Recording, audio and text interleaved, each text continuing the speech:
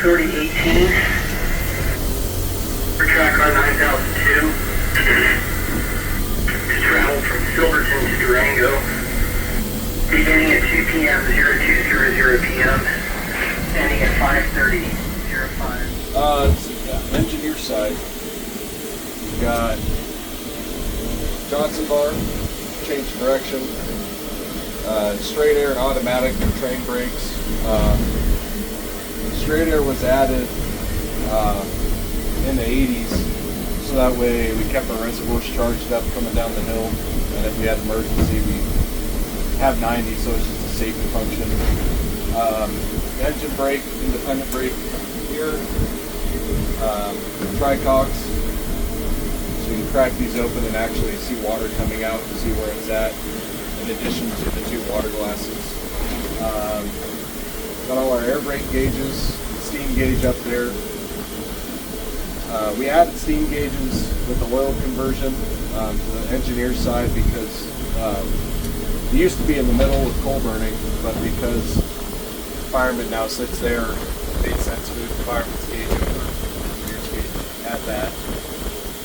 Throttle, whistle, headlight controls, radio. Then on the engineer's water glass attached to a water column, helps stabilize the water, give a better reading on the tricogs if we need it. All of our turret controls for our air pump, lubricator, dynamo.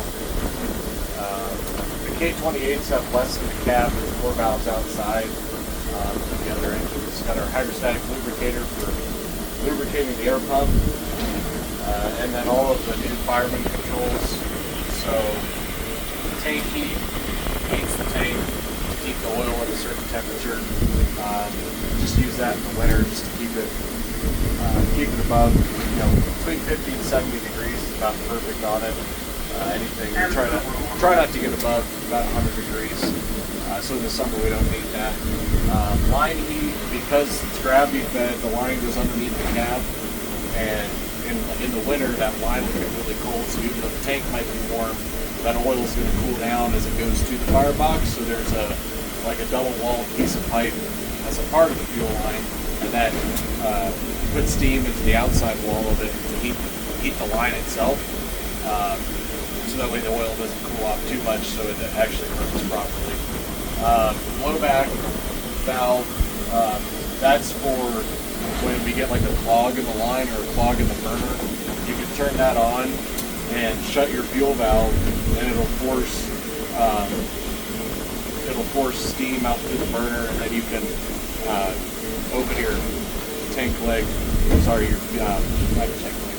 your shut off, and then close your fuel valve and send it back into the tank to blow oil back through the tank to clear an obstruction.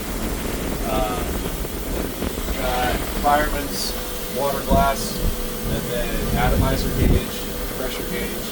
The atomizer gauge is just a reference to help keep track of how much we've got going on. It's just a back pressure reference. Blower valve, then our inspirator. These K-28s have Hancock starting valves. It's a non-lifting injector. So just these two controls in here, and then everything's outside or below the cab.